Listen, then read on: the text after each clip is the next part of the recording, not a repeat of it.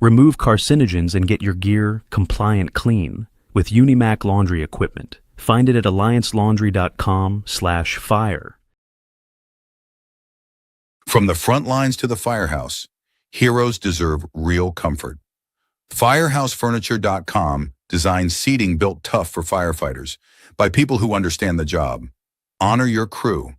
Shop FirehouseFurniture.com.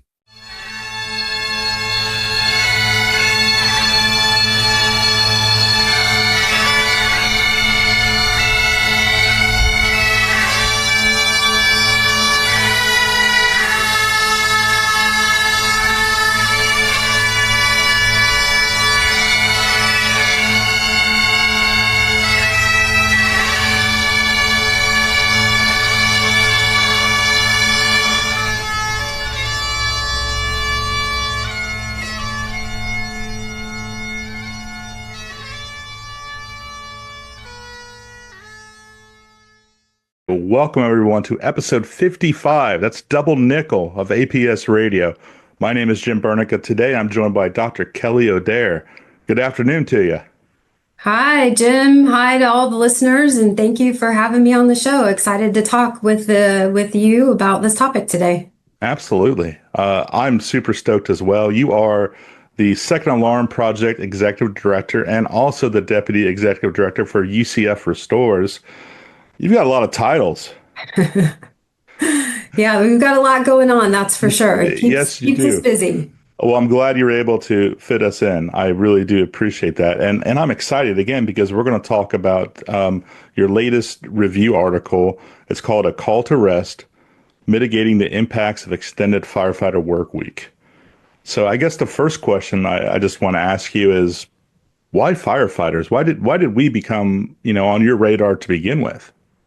Sure. So, it's really interesting. The idea for this paper came from a few different areas, but it really all came together for me when I was working with an attorney who was representing a local in some negotiations that weren't going really well with their city or county. I don't remember what it was. And they had come to impasse and they were going to a hearing, and he reached out and asked if I would be willing to come and give some testimony at the hearing about this issue. And so I said, yes, of course, I'll be willing to do whatever I can to help. So I really dove in and started looking at it a lot more. And as I was putting it together for that purpose, I realized, hey, there's not really one paper or one source that pulls all this information together. So that was why I decided to do this and write it up as a paper form and submit it to a journal, which is part of my job and part of what I do anyway. So it kind of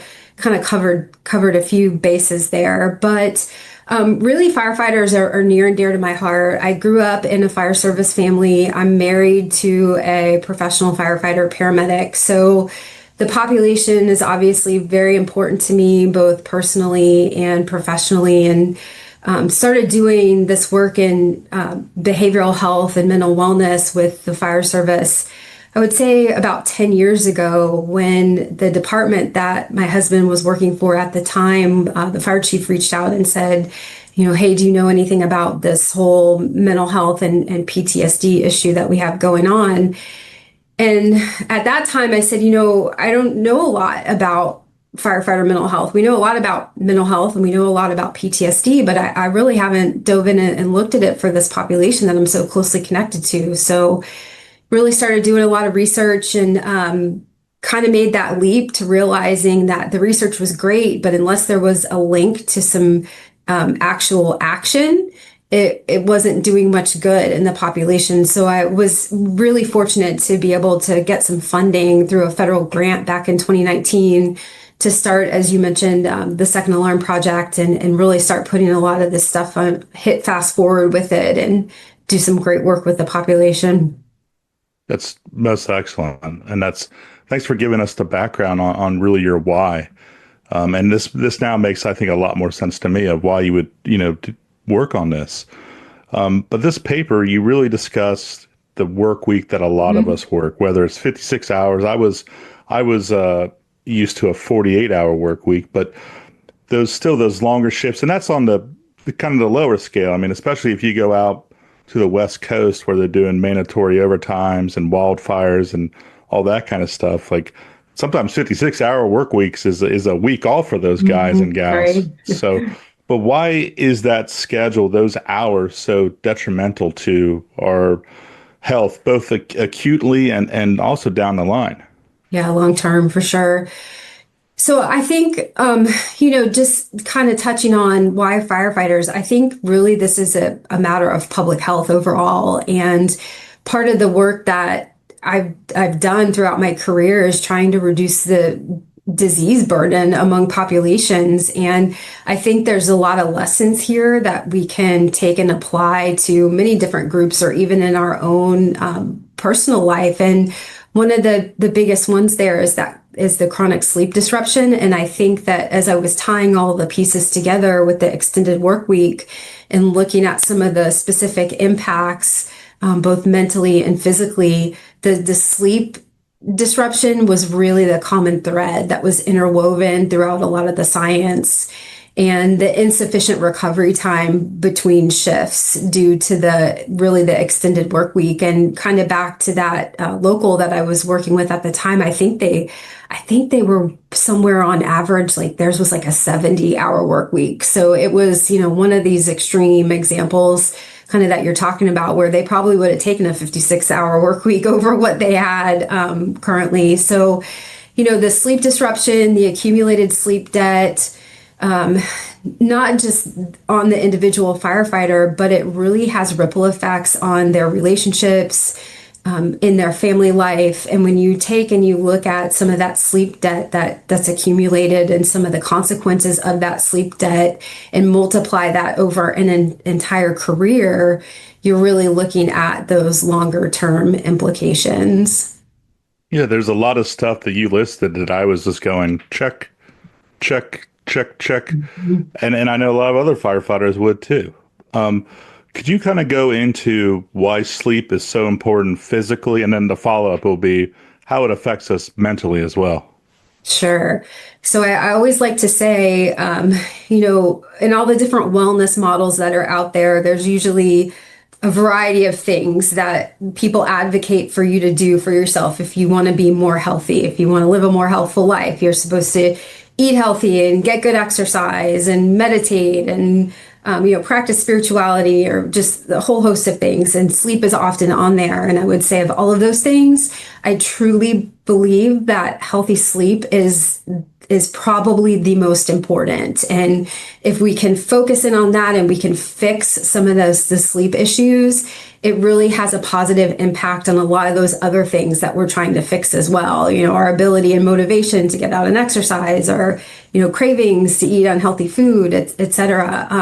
But it really, I just can't overstate the importance of sleep for us, both physically and mentally. It's one of those single best things that we can do for ourselves. And physically, it does a whole host of things. There's tons of literature out there on how beneficial it is for us physically. It restores our immune function. It balances hormones. It supports our cardiovascular health. It does things like reduces inflammation. We see when people are chronically sleep deprived that they have higher levels of inflammation in their bodies, which can lead to things like cardiovascular disease and increased risk for cancers.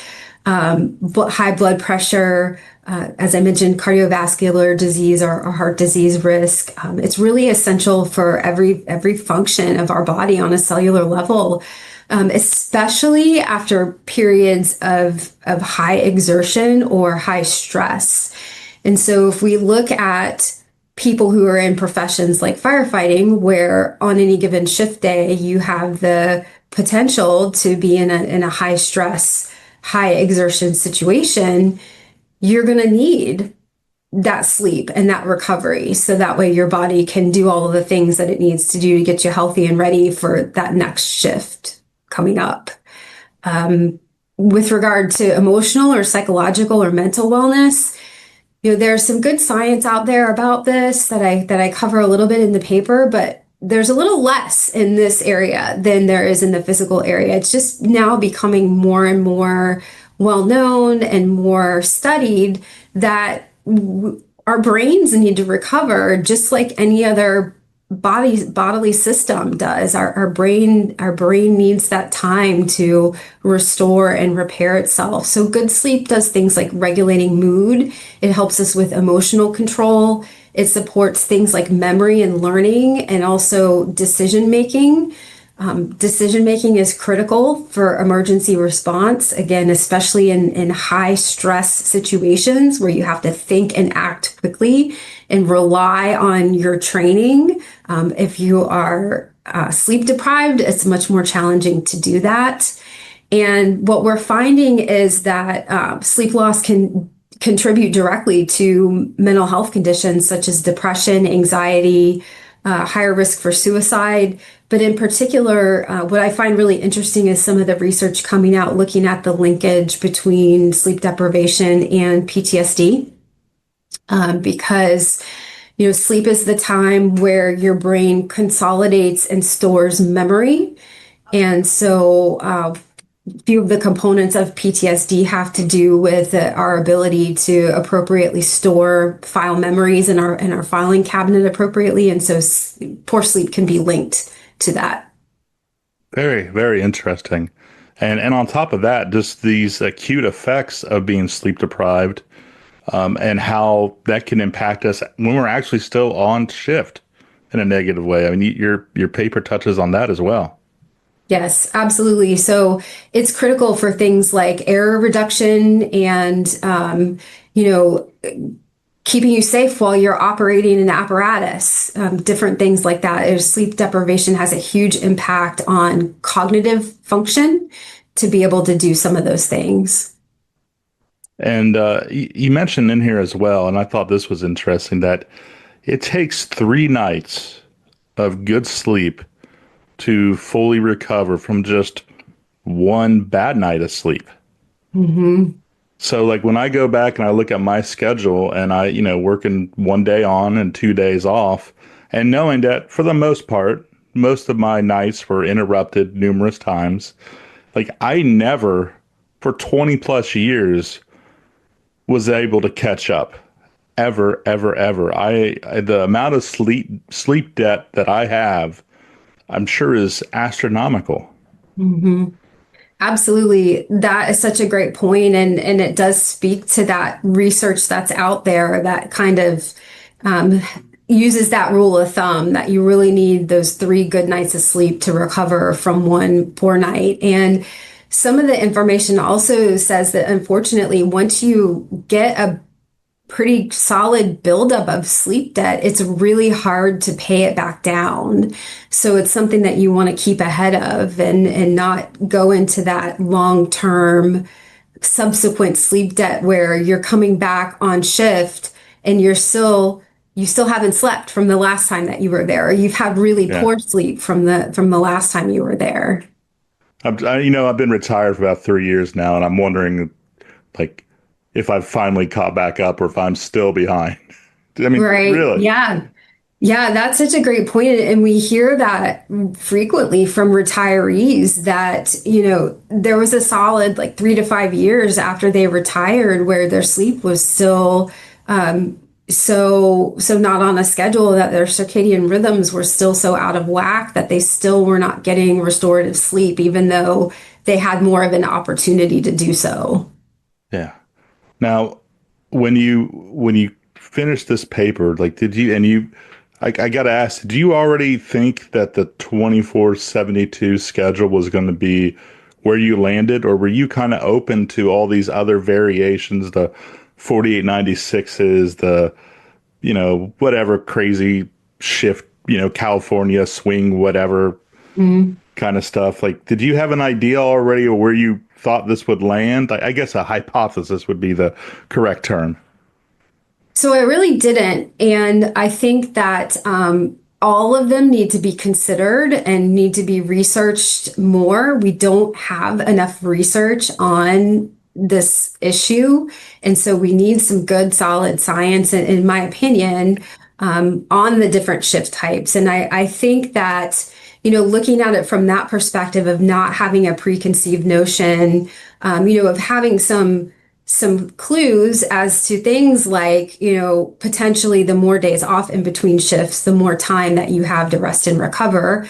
However, that doesn't take into considerations things like a second job, or maybe you might even pick up a third job. If you have 3 days off in between, that's more time to take on more work and family responsibilities and all those things. So there's a lot of variables in there that we really need to measure better, do a better job of learning more about and seeing what works and how we might be able to adjust it to work better for the fire service.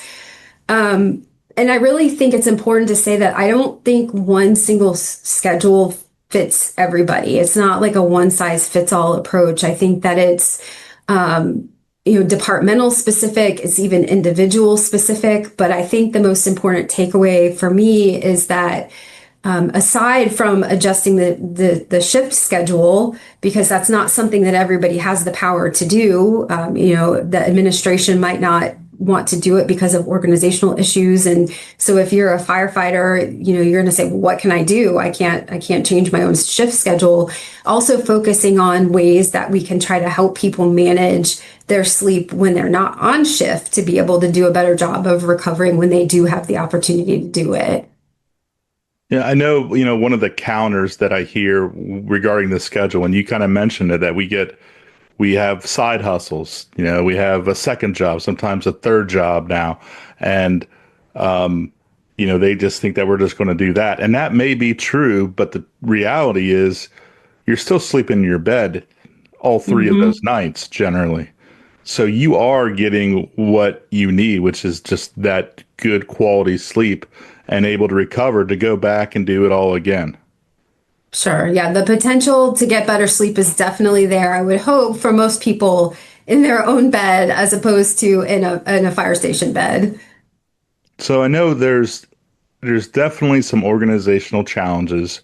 I mean, most people are going to look at this and go, money.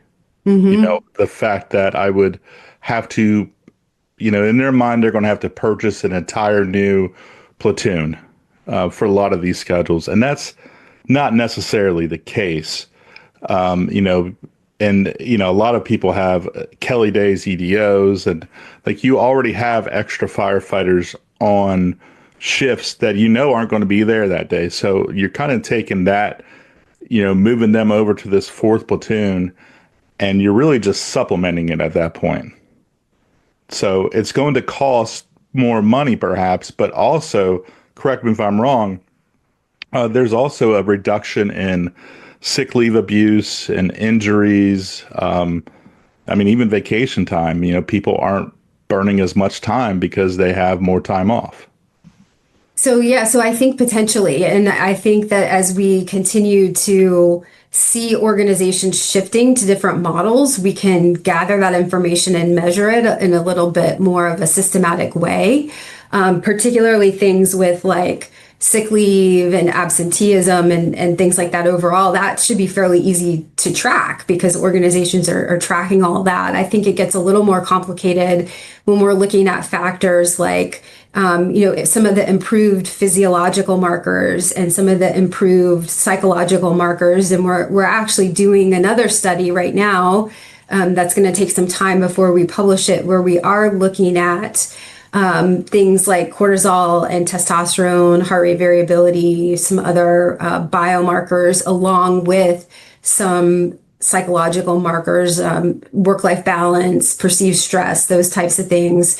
So when we can look at that, in addition to some of the department level data, and kind of paint that holistic picture of this is what it looks like, not just for the individual and for their health outcomes, which should be really important, you would hope. But this is also what it looks like for your organization, if you're willing to at least consider how this model might play out within your organization. And so I think at the end of the day, it really takes leadership's willingness to at least consider and critically look at whether or not it might be a good fit for their organization. So that leadership buy-in, I think, is really critical, and not being resistant to change, because change is really hard, especially at when you're looking at things like this.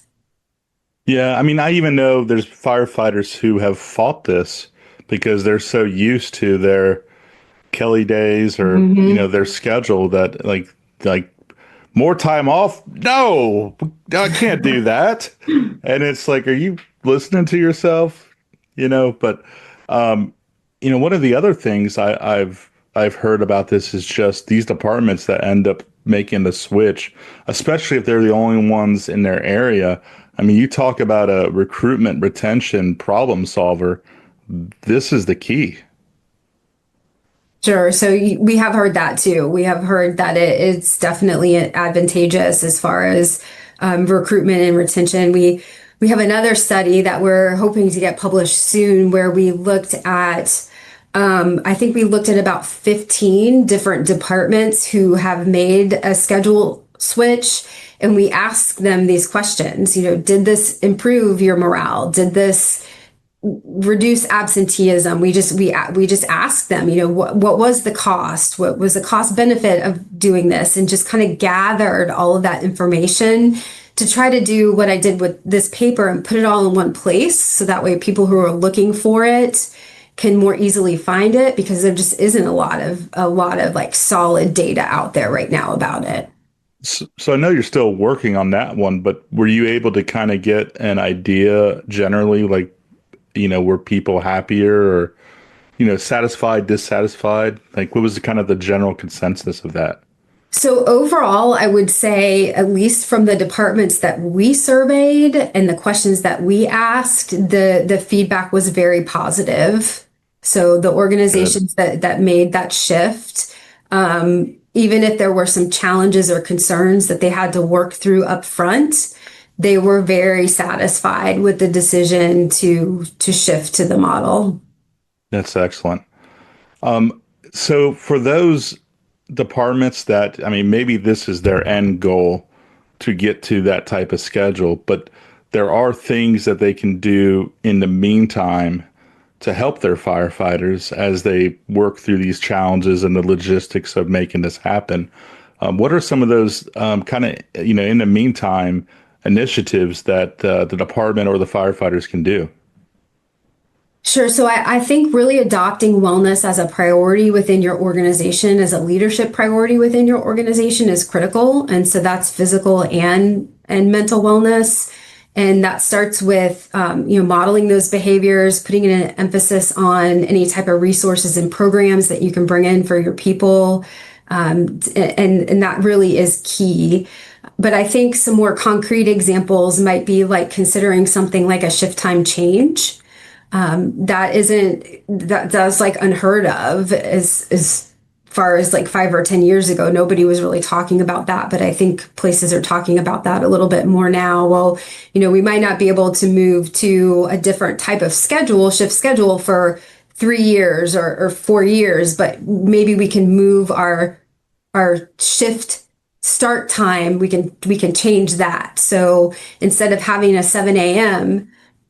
Change time, having like a 10 a.m. or something else. So that way it gives people a little more time to sleep, and just acknowledging and emphasizing that sleep is important and it's not something that lazy people do. And I think that that's also a cultural norm that's been, from my perspective, embedded in the fire service. Napping is frowned upon. Sleeping in the morning is frowned upon. So maybe just a little bit of a shift in allowing people, especially if they've been up running calls all night long, to sleep a little bit later in the morning. Oh, that's great stuff. Yeah, and actually, you kind of cracked me up when I read this because instead of saying naps, you call it recovery breaks. Right. It's the political correct way of saying naps. I kind of giggled with that. We have I call the chairs the ready action chairs, like Right. and or safety naps. I've heard that too. But I know I was trying to push. I basically called it a respite period, Hmm. where I said like, hey, 11 to 1 o'clock, like that's our time to eat lunch and do whatever, whether it's workout, take a nap, like that's our time. If there a call comes in, cool, go. But beyond that, leave us alone. No Mhm. training, no phone calls, no nothing. Like, give us that break because we have no idea what we're going to be getting into tonight. But chances are, where I was at, like, we're going to have crappy sleep. Mhm. Yeah, Yeah. absolutely. There's little things like that. I think that creative ways that you can plug in some type of modifications while you're advocating for your department to make what maybe larger changes. Yeah, and I've also seen departments, and they love this, where they do their shift change like 4 or 5 o'clock in the afternoon, Mhm. and they find that they can actually have dinner, whether it's early or late, with their families. And the key to that, and you kind of mentioned it earlier, is let them sleep in. Don't wake them up at 7 a.m. and expect them to check off the engine that they checked off earlier that night or the night Mhm. before. Like, let them sleep in. If they have to take a call, they have to take a call. But beyond that, give them a break. Mhm. Yeah, but you're right. There's a lot of stigma behind naps and laziness. Mhm. And people just haven't really figured out how important this actually is and gotten rid of that mindset. Mhm. Absolutely. I heard somebody say one time, sleep is something you can do when you're dead. And I thought, wow. So that's kind of harsh. And not sleeping is going to get you to there a lot quicker than getting Yeah. your That's an appropriate levels of sleep. So, that's an old song. Warren Zevon in like probably the 60s or 70s wrote I'll Sleep When I'm Dead. He's the same guy that did the Werewolves of London song. oh, okay. Yeah. All right. So with that, that's just your random pop culture for the day. With that, I mean, again, this paper is amazing. The way you put everything together and made it make sense, I really enjoyed. And it was also not like I was able to comprehend it. There's a lot of, journals and other studies where I'm like, somebody needs to break this down to me. But you were able to kind of speak our language and make it to where we can all understand. Where can everybody, I know I'll list this in the show notes, but beyond that, where can everybody else find your paper? Thank you for that. I really appreciate that. After doing research for a very long time, sometimes it's disheartening for it to end up in one of those journals where nobody reads it and takes the information and does something with it. So I'm really incredibly excited and grateful that this has the opportunity to reach people and that, it might be helpful in advancing some of this work and some of the science. So thank you for that. That's why I do what I do, to hopefully help make people's lives better and help them be healthier and happier and get to their retirement healthy and happy. But where they can find the paper is it is published in a journal called Community Safety and Wellbeing. And so they can just go to that journal's website and download it. If you Google it, it'll come up in Google. And yeah, it's just freely available on the internet. And if anybody had any follow-up questions, where can they uh, lend a, I was going to say bug you, but that's probably not right. Where can they reach out to you at? Yeah, absolutely. Please reach out. I always encourage people to reach out and we can have a great conversation. I learn a lot. We come up with new ideas for new work and new studies and really cool things to get involved in. So a couple different ways. I think probably a good way to reach me is if you visit my organization's website. It's ucfrestores.com. You can find all my contact information there. Or you can just send me an email. It's Kellie, Kellie, O'Dare, Odare, at ucf.edu. Perfect. I can't thank you enough for taking the time and putting this paper together and also joining me and sharing all this information with my listeners and viewers. You are, I mean, a big part of kind of what I call this revolution that's really begun. And it's really beginning right where you're at in Florida. And, I'm hoping that it makes its way up to Ohio. It's kind of the opposite. Usually everything in Ohio, we end up in Florida, where it's Well, nice and it doesn't have all four seasons in one week. right. Yeah, we get a lot of notoriety here in Florida for a lot of things, so it's nice to have something, positive. Yeah, Florida man, Florida woman. Yeah, Right. those are always great headlines. I love those. Right. Yeah. Well, thank you, Jim, for having me on the show. And thank you for everything you do and advocating for the health of your brother and sister firefighters.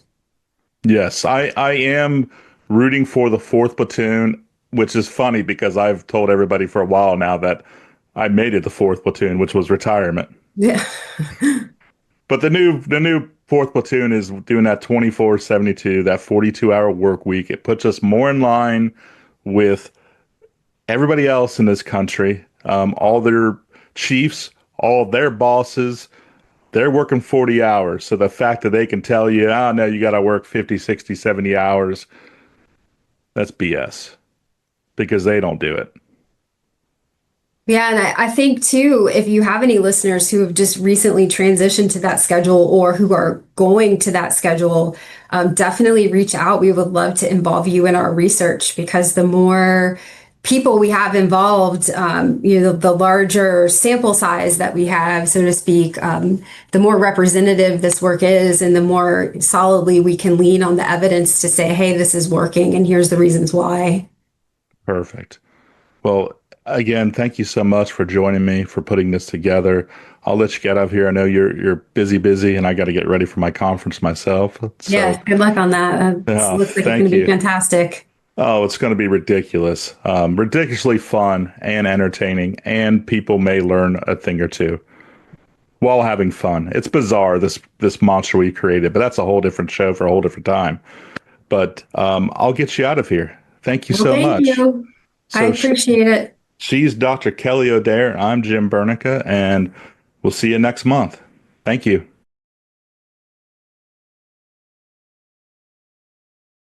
Remove carcinogens and get your gear compliant clean with Unimac laundry equipment. Find it at alliancelaundry.com/fire.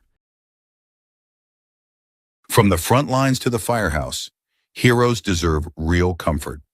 Firehousefurniture.com designs seating built tough for firefighters by people who understand the job. Honor your crew. Shop Firehouse Furniture.